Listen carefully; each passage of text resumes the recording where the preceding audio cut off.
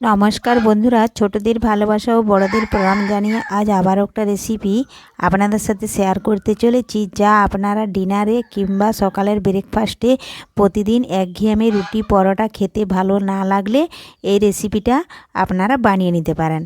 চলুন তাহলে শুরু করি। তো দেখুন বন্ধুরা, এখানে আমি দেখুন এই যে এখন ভাতের চাল ভিজিয়ে রেখেছি, সারা রাত ভিজে গেছে। আর দেখুন ভালোভাবে ভিজে গেছে। আর এখানে দেখুন মুগ কলাই, ছোলার ডাল, নানা রকম কলাই আমি আবারও ভিজিয়ে দিয়েছি।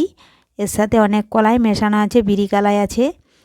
কিন্তু এখন এই দেখুন চালগুলো আমি ভালোভাবে আগে থেকে ধুয়ে নিয়েছিলাম, 3-4 বার পরিষ্কার করে নিয়েছি। এখন এই দেখুন মিক্সিতে আমি চালগুলো দিয়ে দিচ্ছি। একেবারে সম্পূর্ণ চালগুলো আমি দেব না, পরিমাণ মতো মিক্সিতে চাল দেব। এই দেখুন,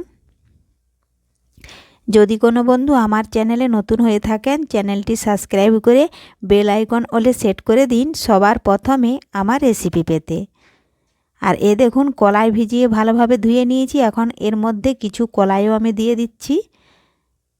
এ দেখুন জল ঝরিয়ে দিয়ে দিলাম, বেশি দেব না, তাহলে ভর্তি হয়ে যাবে, ভালো পেশানো যাবে না। এটা আমি 2 থেকে 3 বার বেটে নেব। এ দেখুন বন্ধুরা, আমি এখন পরিমাণ মতো পরিষ্কার জল দিলাম।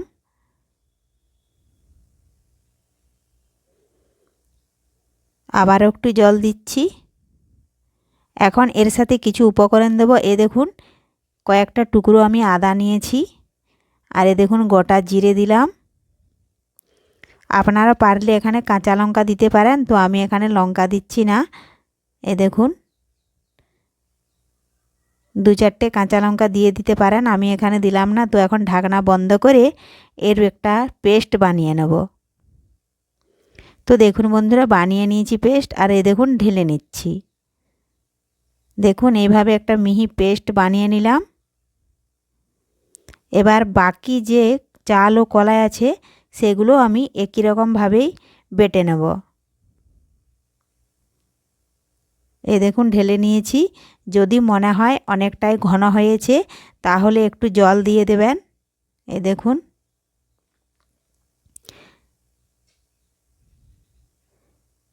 মগ থেকে আমি সমস্ত ঢেলে নিলাম। এখন দিচ্ছি আমি স্বাদ মতো লবণ। এই দেখুন এখন দেব আমি পরিমাণ মতো লঙ্কার গুঁড়ি। এখন ভালোভাবে আমি এই দেখুন মগটা ধুয়ে কিছুটা জল দিয়ে দিলাম।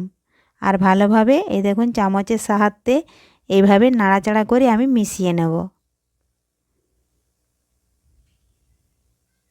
আপনারা পারলে লবণ লঙ্কা গুঁড়ো মিক্সিতেও দিয়ে দিতে পারেন, তাহলে একসাথে পেস্ট হয়ে যাবে। যেভাবে আমি আদা ও জিরে দিয়ে দিলাম। তো দেখুন বন্ধুরা ভালোভাবে মিশিয়ে নিয়েছি। এই দেখুন দেখুন বন্ধুরা মেশানো হয়ে গেছে। এখন আমি উনুন ধরিয়ে একটা তাওয়া বসিয়েছিলাম। দেখুন তাওয়া ভালোভাবে গরম হয়ে গেছে।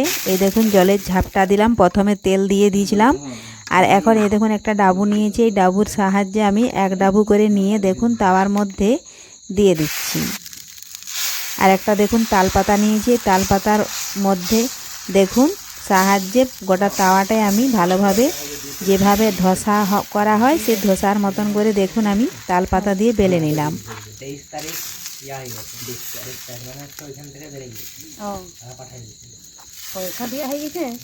এ দেখুন বেলে নিয়েছি।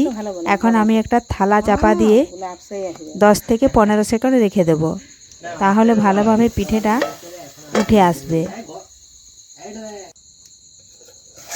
তো ফিরে এলাম 10 থেকে 15 সেকেন্ড পর। তো দেখুন বন্ধুরা পিঠেটা ভালোভাবে এক পাশ হয়ে গেছে। এই দেখুন ফুড়ি ফুড়ি ভাব দেখাচ্ছে।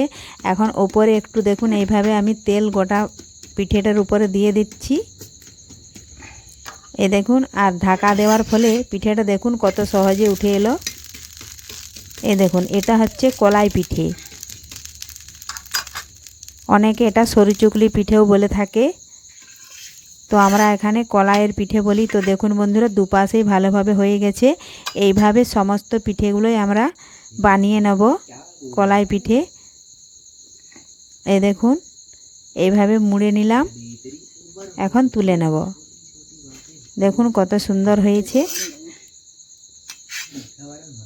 এভাবে সমস্ত সরিচগলি পিঠেগুলো আমি বানিয়ে নেব। আর রেসিপিটি ভালো লাগলে লাইক শেয়ার কমেন্ট করতে অবশ্যই ভুলবেন না বন্ধুরা। এই দেখুন আমি বানিয়ে নিয়েছি আর এর সাথে বানিয়েছি ঝাল ঝাল আলুর তরকারি। তো ধন্যবাদ, আপনারাও বাড়িতে খুব সহজে এইভাবে বানিয়ে নেবেন। ফিরে আসছি আবারও কোনো নিত্য নতুন